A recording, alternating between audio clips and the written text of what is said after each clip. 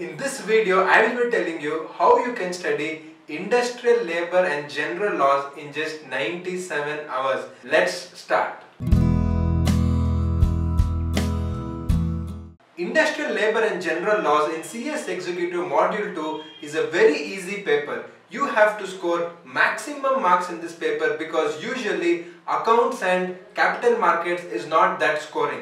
Out of the three subjects, definitely ILGL is easy and it is for multiple choice questions. Of course, you have negative marking, but for 100, many of my students have got above 70 marks by the strategy which I have told them. In this video, we will try to understand how you can complete the entire subject thoroughly in 97 hours. In this subject, we have two parts. Part A, 70 marks labor laws, and Part B, which is Constitution of India and the other general laws. So please understand, in the Part A, 70 marks, there are 5 important acts where more than 40 marks questions are asked from these 5 chapters. That is the Industrial Disputes Act. Then the second one is the Factories Act, the third one is the Employees Compensation Act, the fourth one is the Provident Fund, and the fifth one is the Apprentice Act. These 5 acts, please be very thorough. In Part B, which we have for 30 marks, we have the Constitution of India, the CPC and CRPC, which sometimes I have seen they ask up to 20 to 22 marks out of 30 marks. So these are extremely important. Now I will be telling you how you can study each chapter and how many number of hours you need to complete that chapter thoroughly. The first chapter is Factories Act. If you dedicate 8 hours for Factories Act, thoroughly you can complete the entire chapter even if you have never touched this subject before.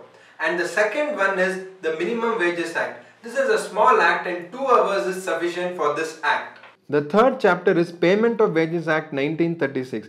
This you can complete studying in 2 hours. Then we have Equal Remuneration Act. You can complete this in just 1 hour. It's a very small and simple chapter. The next chapter is Employee State Insurance Act, which you can complete in 3 hours, just 3 hours. And the next important chapter is the Employees Provident Fund and Miscellaneous Provisions Act. This can be completed in 4 hours. Then the Bonus Act. Bonus Act also just 4 hours, it is enough. Don't give more than that. Gratuity Act, 3 hours is enough. And I'm telling this along with revision. It is more than sufficient. Then we have the all-important Workmen's Compensation Act, which you have to study for 5 hours. That is a little big chapter and that is sufficient. Then we have Contract Labor Act, that is for 3 hours. Maternity Benefit Act, that is for 3 hours. And then we have the Child Labor Act, which is just 2 hours is sufficient for you. Then we have the Industrial Employment Standing Orders Act, that is just 2 pages, 1 hour is more than sufficient. Then we have the all-important Industrial Disputes Act. I have made the calculations. 17 hours is required for you to study along with the revision, and that is very easy. Then you have the Trade Union Act. The Trade Union Act is again just 1 hour. Then we have the Labor Laws, the Simplified Procedure Act, there that is for 1 hour. Then we have the Employment Exchange Compulsory Notification Act, that is also just for 1 hour, that is more than sufficient. Then we come to a little important chapter, Apprentice Act. Apprentice Act you have to study for 3 hours. And the last chapter, which they never ask a question, but then even if they ask one question, you should never leave. So the Audit under Labor Legislations, you can study it for 1 hour. Now when we see the total, all these chapters is coming up to 65 hours.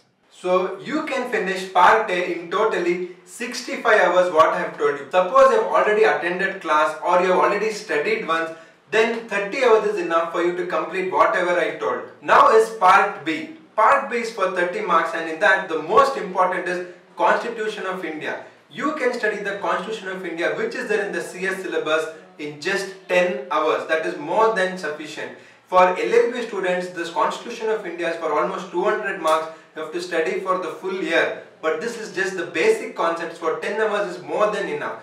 After you study Constitution of India for 10 hours, move to Chapter 21, Interpretation of Statutes, where you can complete in just 4 hours. And then we have Overview of Law relating to Specific Relief, Limitation and Evidence. This is a big chapter. We have multiple parts in this. So you can study this chapter for 10 hours. Then we have the CPC, Code of Civil Procedure, 3 hours, and CRPC for another 3 hours. and the last chapter Right to Information Act for 2 hours. So this comes up to a total of 32 hours where you can complete part B. So now you have completed part B in 32 hours. So 65 plus 32 is 97 hours. So you may be thinking 97 is too much, but not really. If you study around 3 to 4 hours a day, then you can complete it around 25 days. If you study for 6 hours a day, you can complete it in much lesser time. So what I invite you to do is please try the number of hours which I have suggested, and do leave us a comment whether that was practically possible for you to complete or not. And we will also give you more videos relating to MCQs shortly. If you like this video, please hit the thumbs up icon and do subscribe to Ekcel Academy, your one-stop solution for company secretary course, and do share it with your friends.